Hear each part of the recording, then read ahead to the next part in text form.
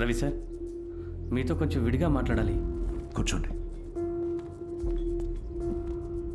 Sir, ఆ రోజు ఆ పసుపు చుడిదార్ అమ్మాయి ఎవరో అని అడిగారు కదా, అది ఇంకెవరో కాదు, జపమేరియే సార్.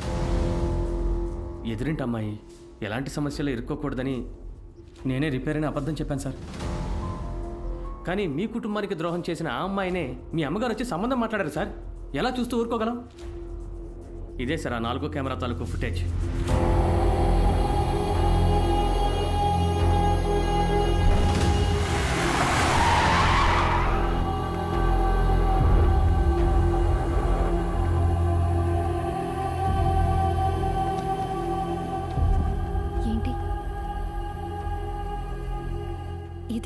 నా కుటుంబాన్ని ముంచేసావు కదే. నీ మీద ఎంతో నమ్మకం పెట్టుకున్నా. లేదు, నేను చెప్పేది కొంచెం నాశనం అయిపోయింది. నేను చెప్పేది కొంచెం మాట్లాడుకో. నీ వల్ల మా కుటుంబం గౌరవం పోయింది. మా నాన్న పోయారు, అన్నయ్యలకి పగోడినయ్యాను, పిల్లలు దూరం అయిపోయారు, అమ్మ అవమాన పాలయ్యింది. ఇన్ని పనులు చేసి ఎంత తెగు ఉంటే లవ్ చేశానని చెప్పడానికి వచ్చుంటావు. నేను అర్థం చేసుకోకుండా మాట్లాడుతున్నారు. నేను చెప్పేది చిన్నపిల్ల మనసులో విషయాన్ని నాటి తన జీవితాన్ని నాశనం చేసి నంగనాచిలా మాట్లాడతావా? ఎవరని అడిగాను కదా, ఒక్క మాట మాట్లాడావా? నేను మీతో చెప్దామని. చూడండి, అందరూ బాగా చూడండి. ఈవిడే ఆ పసుపచ్చ చూడదారు వేసుకున్న మేరీ మాత అందరిని చల్లగా ఉండమని దీవిస్తుంది. లేచిపోయి పరువుని గంగలో కలపమని దీవిస్తుంది. సంతోషంగా ఉన్న కుటుంబాలు సంకనాకి పోవాలని దీవిస్తుంది. ఒసేయ్, నేను 7 కొండల వాడిని, సుబ్రహ్మణ్య స్వామిని, విఘ్నేశ్వరుని కొలిచేవాడిని. ఆయన చర్చికి మసీదుకి మర్యాద ఇస్తాను. ఆ హక్కుతో కడుపు మండి చెప్తున్నా, నువ్వు ఏ చర్చికి వెళ్ళి అడిగినా నీకు క్షమాభిక్ష పుట్టదు. ఎందుకంటే పాపం కాదు నువ్వు చేసింది, ద్రోహం. ఏంటి ఊరుకుంటే నోటికొచ్చినట్టు మాట్లాడుతున్నారు? ఎదుటి వాళ్ళ న్యాయం ఏంటో మీ కుటుంబంలో ఏ ఒక్కరు వినరా? ఏంటి నా కుటుంబం గురించి మాట్లాడుతున్నావు? ఇంకొక మాట మాట్లాడావో గొంతు నొక్కి చంపేస్తా. ఆ రోజు మీ అన్నయ్యలు మిమ్మల్ని మాట్లాడనివ్వలేదు, ఈ రోజు మీరు నన్ను మాట్లాడనివ్వట్లేదు.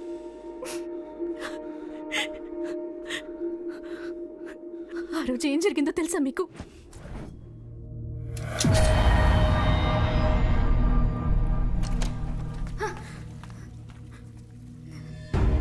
ఏం పని చేస్తున్నావు?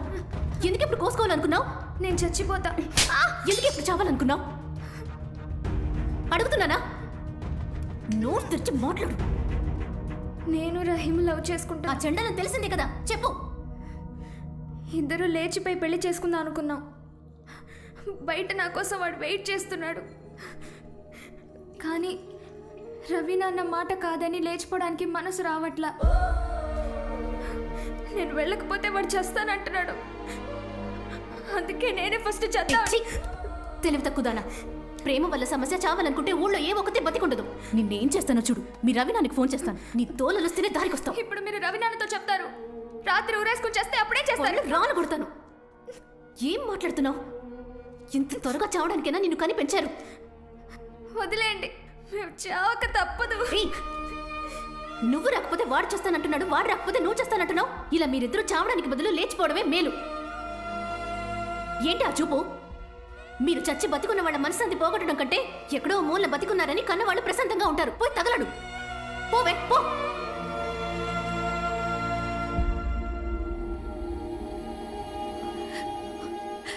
ఆ రోజు నేను అలా మాట్లాడకపోయి ఉంటే మీ ఇంటి పిల్ల ఆ రోజే ఊరేసుకుని చచ్చిపోయేది. అప్పుడు మీరందరూ సంతోషంగా ఉండేవారా? జీవచ్చవంగానే తిరుగుతూ ఉండేవారు. నేను ద్రోహిని కదా, ద్రోహిని. ఈ విషయం మీ దగ్గర నేను దాచాలనుకోలేదు. అన్నీ కోల్పోయి ఉన్న మీతో ఈ విషయం ఎలా చెప్పాలో నాకు తెలియలేదు. మీతో చెప్పకుండా అన్నిటినీ నా మనసులోనే దాచుకుని ఎన్ని రోజులు ఏడ్చానో తెలుసా మీకు? మీరిందాకేమన్నారు?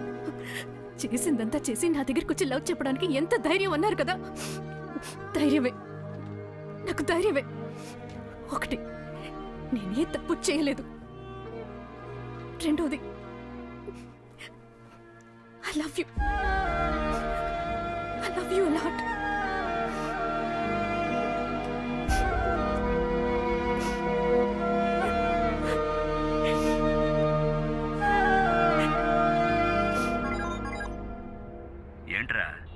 నువ్వు భాయ్ కొడుకు కనబడడం లేదని కంప్లైంట్ ఇచ్చావు. మీ అమ్మేమో ఆ క్రైస్తవుల ఇంటికి వెళ్ళి పిల్లని అడుగుతోంది. తల్లి కొడుకులు కలిసి పిఆర్వి కుటుంబ గౌరవాన్ని మంట కలపాలనుకుంటున్నారా? నువ్వు ప్రాణాలతో ఉంటే మాకు సమస్యరా. ముందు నిన్ను తమ్ముడిని చంపాలనుకుంటావు, నీకేమైనా పిచ్చా? ఎదిరించి మాట్లాడతావా? అన్నా కులగజ్జి నెత్తికేకి నీకు మతి చెడింది, ఇది మంచిది కాదు. బేలు చూపించి మాట్లాడతావా? అన్నా రవి అన్న ఇంటి కోసం ఎంతో మేలు చేశాడన్నా, అది మర్చిపోకండి. దేవుడు చూస్తూనే ఉన్నాడు. ముద్దు పడేసి పెంచినందుకు మురుగుతున్నావా? తిన్న ముద్దుకు విశ్వాసం చూపించాలనుకుంటున్నా. విశ్వాసం లేని కుక్క. ఓ బయటికి పోరా. పోతానండి. పోరా. పోతా. పోరా. పోతా. పోతా. నాకేమైనా కులం ఉందా, మతం ఉందా, ఊరుందా, పేరుందా? సంతోషించండి. నేను కుక్క పేరు పెట్టుకున్నా మీకన్నా ఎక్కువే. కుక్కే విశ్వాసం అయింది. మీ మనుషుల మనసులో పూర్తిగా విషమే. విషం అయ్యా, విషం. నేను కుక్కగానే ఉండిపోతానయ్యా, కుక్కగానే ఉండిపోతాను.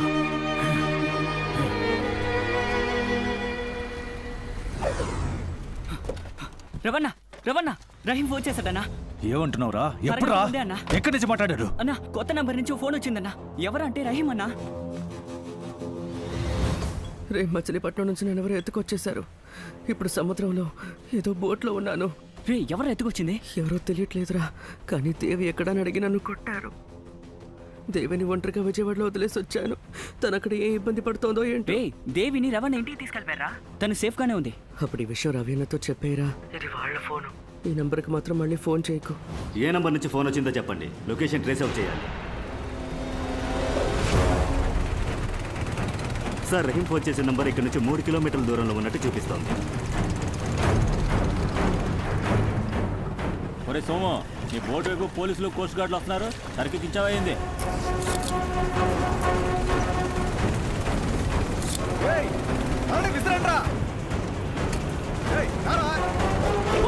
చేయండి.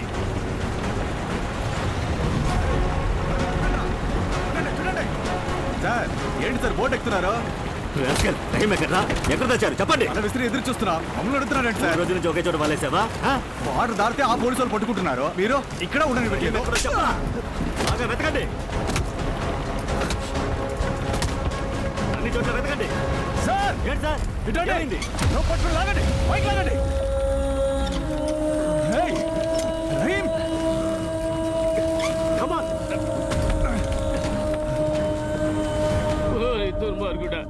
ఎంతటి పాపానికి పడికట్టావురా? అయ్యా, ఎలాంటి కుటుంబం మంది కూర్చొని ఇంతటి పేరు మాట్లాడుకుందాం చెడగొట్టావు అయ్యా. కదరా? కొట్టకండి. ఆ అల్లా నిన్ను అయ్యా, క్షమించడురా. చెప్పండి వినండి. ఎప్పటికీ క్షమించడురా.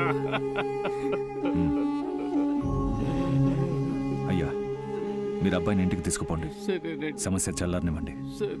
ఆ తర్వాత మన పద్ధతి ప్రకారం జరిపిద్దాం. నీ మేలు మర్చిపోలేవయ్యా. ఏడోకు దేవి. సారీ రహీం.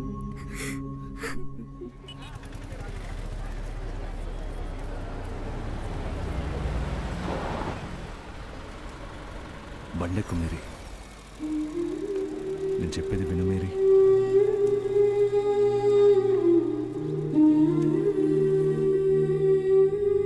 నేను ఇంతవరకు ఎంతో మందిని కొట్టాను, అడ్డమైన బూతులు తిట్టాను. కానీ మా అమ్మ మీద ఒట్టేసి చెప్తున్నా, తప్పు చేయని వాళ్ళెవరితోనూ మనసు నొప్పించే విధంగా నడుచుకోలా. ఈ లోకంలో క్షమించరాని పాపం ఓ అమ్మాయి మీద చేయి చేసుకోవడం. ఆ పాపం చేశాను. నిన్ను క్షమాపణ అడిగి నా తప్పుని చిన్నది చేయదలుచుకోలేదు. ఒప్పుకొని నిన్ను మొండికేసినా నిన్నే చేసుకొని తీరుతాను. జీవితంలో నువ్వు నన్ను ఎంత అవమానించినా సరే, నా మీద చిరాకు పడినా, నన్ను టార్చర్ పెట్టినా, నా మొహం మీద కాండ్రించి ఉమ్మేసినా సరే, ఏమాత్రం కోప్పడను. నీ దగ్గర మాత్రం నీ బానిసల పడి ఉంటా.